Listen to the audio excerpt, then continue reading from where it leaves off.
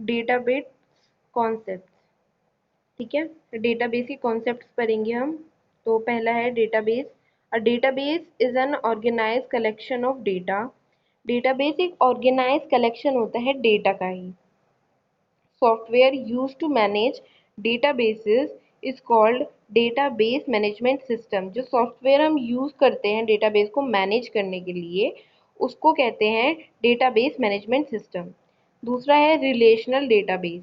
A database in which the data is stored in the form of relation।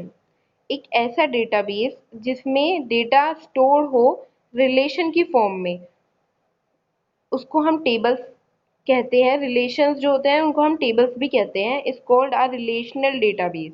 In other words, a relational database is a collection of one और मोर tables.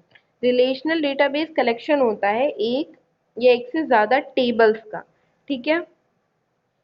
RDBMS। A DBMS used to manage relational database is called an RDBMS, Relational Database Management System। एक ऐसा database जो relational database को manage करे, उसको RDBMS कहते हैं। Some popular RDBMS software available are Oracle, MySQL, Sybase, Ingres। ये जो है ये RDBMS का सॉफ्टवेयर हैंडल करने के लिए यूज होते हैं।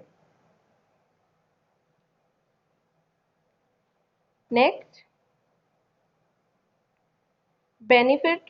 benefits of using RDBMS। redundancy can be controlled। redundancy control हो जाएगी। inconsistency can be avoided। Bar bar inconsistency नहीं आएगी डेटा में। डेटा कैन बी शेयर्ड, हम डेटा को शेयर कर सकते हैं।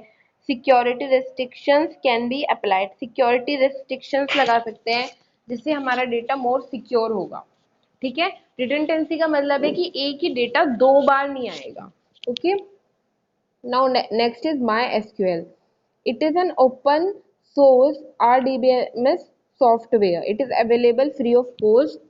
ये ओपन सोर्स RDBMS का सॉफ्टवेयर होता है MySQL, और जिसे हम फ्रीली यूज कर सकते हैं। अब है रिलेशन और टेबल।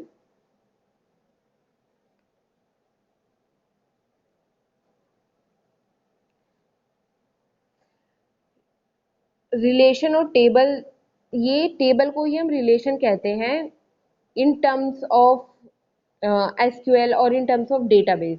डेटाबेस में जब हम यूज करते हैं तो हम टेबल्स को रिलेशन भी कह देते हैं। A table refers to a two-dimensional representation of data arranged in columns, also called fields or attributes, and rows, also called records or tuples। Two dimensional represent करते हैं। टू डायमेंशन में 2D होते हैं tables, जिसमें रोज होते हैं और columns होते हैं। ये वाले होते हैं कॉलम्स और ये होती है रोज। ठीक है। कॉलम्स को फील्ड्स और एट्रीब्यूट्स भी कहा जाता है और रोज को रिकॉर्ड्स और टपल्स भी कहते हैं। A table in a database are generally related to each other to facilitate efficient management of the database। Interrelated tables also reduce the chances of error in the database। जो interrelated tables होती हैं वो error का chances भी कम कर देती हैं database में, और more efficiently हम इसे यूज कर सकते हैं डेटाबेस को डेटाबेस को मैनेज करने के लिए। मैनेजमेंट ऑफ डेटाबेस में ये इफेक्टिवली हम यूज कर सकते हैं। अब नेक्स्ट है की। A column or a combination of column which can be used to identify one or more rows। एक कॉलम होगा या कॉम्बिनेशन ऑफ कॉलम जो हम यूज कर सकते हैं आइडेंटिफाई करने के लिए वन या एक से ज्यादा रोज टेबल के अंदर, उसे कहते हैं की ऑफ द टेबल। ठीक है। आइडेंटिफाई करना एक पर्टिकुलर रो को इन अ टेबल, तो वो कीज के थ्रू होता है, और कीज डिफरेंट तरह की होती हैं, जैसे प्राइमरी की, कैंडिडेट की। ठीक है। नेक्स्ट इज प्राइमरी की। द ग्रुप ऑफ वन और मोर columns used to uniquely identify each row of a relation is called its primary key। जो ग्रुप होगा एक या एक से ज्यादा कॉलम्स का और उसमें यूनिकली आइडेंटिफाई कर सके हम फील्ड को, हर रो में, हर रो के रिलेशन में या हर रो में एक यूनिक फील्ड होगी जिसे हम आइडेंटिफाई कर सकते हैं। जैसे कि हम एक डेटा बनाते हैं और उसमें हम एक फील्ड रखते हैं मोबाइल नंबर, तो मोबाइल नंबर जो है ना वो प्राइमरी की बन जाएगा क्योंकि वो सबका यूनिक होता है। ठीक है, अब होता है कैंडिडेट की। अ कॉलम और a group of columns which can be used as the primary key of a relation is called a candidate key because it is one of the candidates available to be the primary key of the relation। जो column और या group of column होते हैं जिन्हें हम primary की तरह use करते हैं रिलेशन में, उन्हीं को हम, उन कॉलम्स को या ग्रुप ऑफ कॉलम्स को ही कैंडिडेट की कहते हैं क्योंकि वो अवेलेबल होती है प्राइमरी की बनने के लिए रिलेशन में। ठीक है, नेक्स्ट इज अल्टरनेट की। A candidate key of a table which is not made its primary key is called its alternate key। जो कैंडिडेट की प्राइमरी की नहीं बन पाती, जो कैंडिडेट की प्राइमरी की नहीं बन पाती उसे अल्टरनेट की कहते हैं। Okay,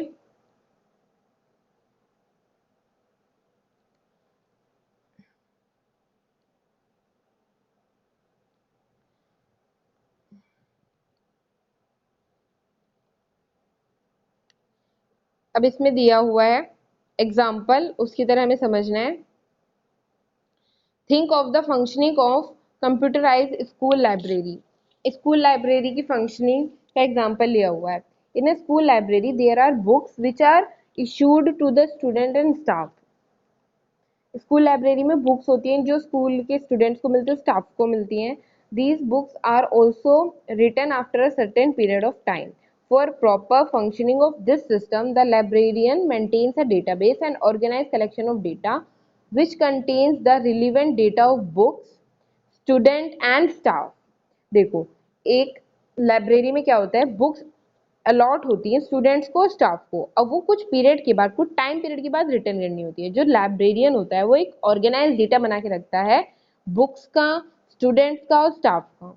in a relational database this may be organize as a collection of following table. Relational database में ये हम ऑर्गेनाइज कर सकते हैं as a collection of following table. अब ये देखो, जैसे कि ये बुक्स का कलेक्शन बनाया हुआ है, account number, title, author, publisher, edition और प्राइस। ठीक है, यहाँ पे ये ACC नंबर है, accession number of a book. जो भी जैसे सीरियल नंबर हो गया उसमें accession number of a book यहाँ पे हमने लिख दिया। बुक्स के पीछे आपने देखा होगा एक नंबर होता है ना, वो एसेशन नंबर। ये बुक्स का डेटा बनाया हुआ है, ये स्टूडेंट्स का डेटा बनाया हुआ है, admission number, library card number, session number of a book, issued date और रिटर्न डेट। अगर आपने इशूड डेट और रिटर्न डेट के बीच में या रिटर्न डेट से पहले अगर बुक वापस नहीं करी तो आपको फाइन देना पड़ता है। ठीक है, स्टाफ का employee number, session number, issue date और रिटर्न डेट। ठीक है,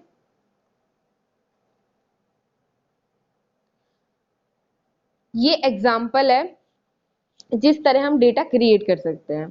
These three related tables collectively form the library database। Using the data stored in these tables, the librarian can find out any relevant information regarding the books at any time।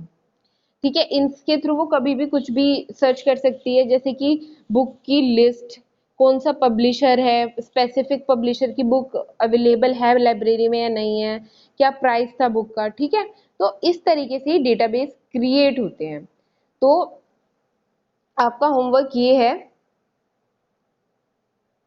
कि आप एक database create करेंगे, इसी तरीके से tables की form में create करेंगे डेटाबेस ऑफ योर